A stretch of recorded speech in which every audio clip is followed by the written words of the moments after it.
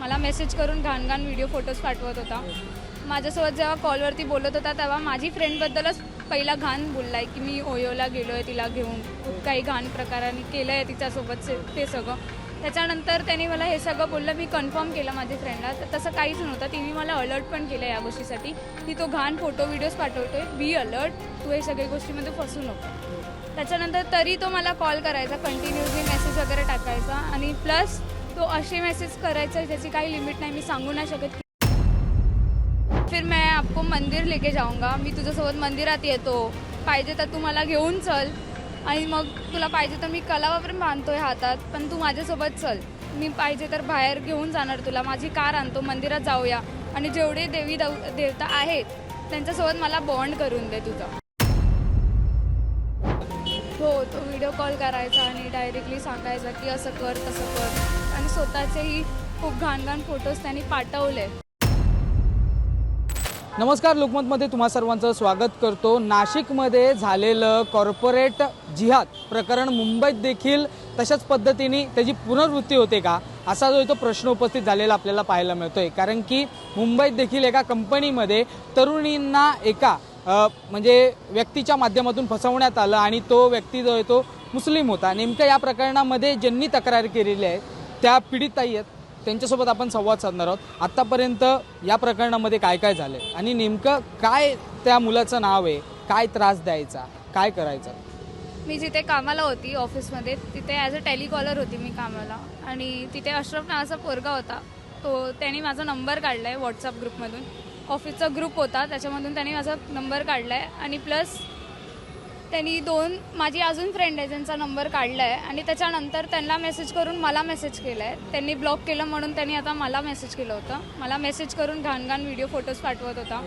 माझ्यासोबत जेव्हा कॉलवरती बोलत होता तेव्हा माझी फ्रेंडबद्दलच पहिला घाण बोललाय की मी ओयोला गेलो आहे तिला घेऊन, खूप काही घाण प्रकाराने केलं आहे तिच्यासोबत ते सगळं। त्याच्यानंतर त्याने मला हे सगळं बोललं, मी कन्फर्म केलं माझ्या फ्रेंडला, तर तसं काहीच नव्हतं। तिने मला अलर्ट पण केलं या गोष्टीसाठी की तो घाण फोटो व्हिडिओज पाठवतोय, बी अलर्ट, तू हे सगळ्या गोष्टीमध्ये फसू नको।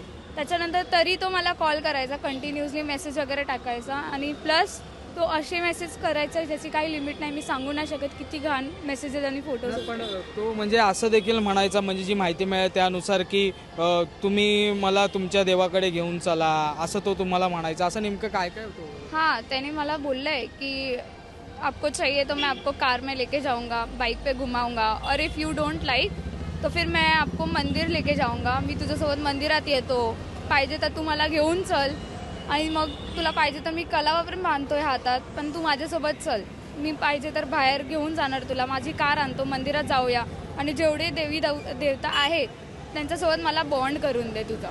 अच्छा, मला असं सांग कोण कोण आहे कोण कोण नाही। एकंदरीत सर्व म्हणजे फसवायचा कार्यक्रम, तो गुंतवायचा चांगला कार्यक्रम करत होता या प्रकरणामध्ये। हां, पूर्ण ट्राय करत होता ह्याच्यामध्ये फसवायला।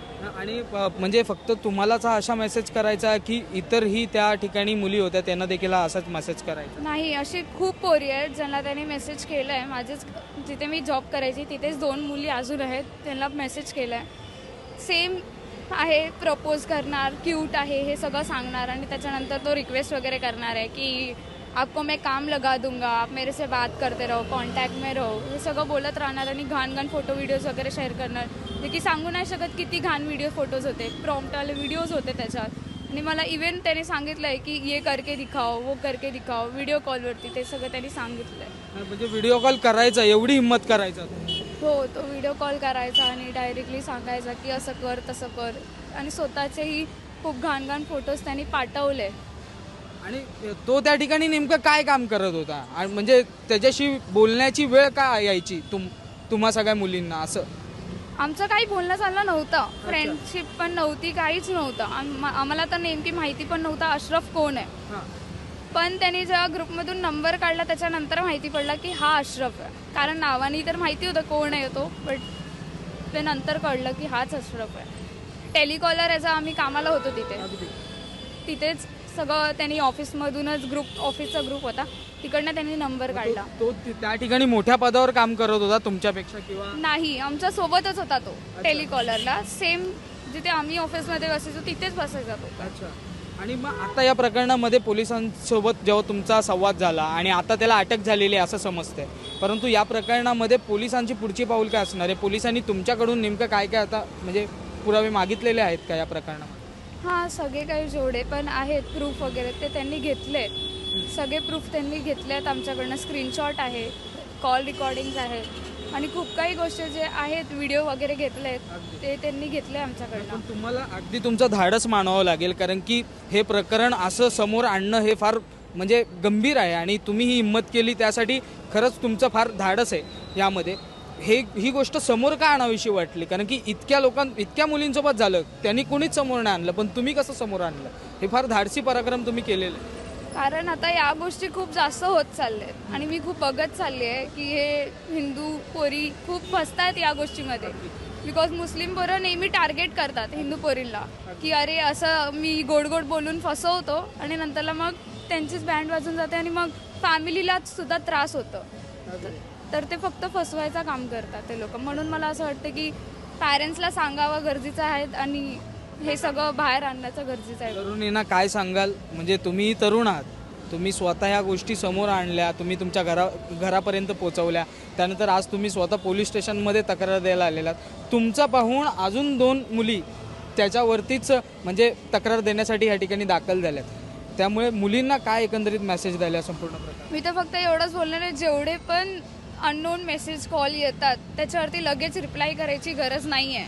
बिकॉज तो नाव बदलून पण मेसेज करू शकतो, कसंही तो मेसेज करणार आहे. तर बी अलर्ट आणि डायरेक्टली फ्रँक व्हायची गरज नाही आहे. पहिला बघा कोण आहे तो, कोण नाही आहे. कलिक आहे तरीसुद्धा बी अलर्ट. कुठल्याही गोष्टीमध्ये नाही करायची गरज आहे. बाहेर फिरायची पण नाही गरज आहे एवढी.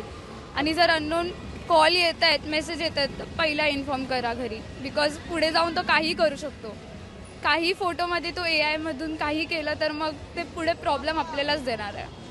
आमच्याशी संवाद साधल्याबद्दल. आपल्यासोबत ताई होत्या. एकंदरीत आपण जर पाहिलं तर हे संपूर्ण प्रकरण फार गंभीर आहे. नाशिकच्याच TCS म्हणजे कॉर्पोरेट जिहाद प्रकरणाची पुनरावृत्ती ही मुंबईत होत होती का असा प्रश्न उपस्थित होतो. परंतु ताईंच्या धाडसामुळे आपण जर पाहिलं तर त्या नराधमाला एकंदरीत त्याला अटक करण्यात आलेली आहे. पोलिसांच्या माध्यमातून त्याला आता ताब्यात घेण्यात आलं आहे. या प्रकरणामध्ये नेमका आणखीन काही मुली आहेत, तर त्या देखील या ठिकाणी जबाब नोंदवण्यासाठी या प्रकरणाचे संपूर्ण पोलिसांना तपासामध्ये मदत करण्यासाठी समोर आलेले आहेत. आता या प्रकरणामध्ये नेमका अजून काय काय पुढे घडतं हे पाहणं फार महत्त्वाचं असणार आहे. हे पाहणं आता आपण पाहिलं तर पोलिसांच्या माध्यमातून चौकशी सुरू आहे आणि त्यावरती नेमकं कोणत्या कलमाअंतर्गत गुन्हा दाखल होतोय, त्याला पोलीस कस्टडीमध्ये त्याच्याकडून माहिती जी गोळा केली जाते, त्याच्या फोनमधून नेमका काय डेटा कॅरी केला जातोय हे देखील पाहणं फार महत्त्वाचं असणार आहे. मुंबईहून मी आदित्य जाधव, तुम्ही पाहतात लोकमत.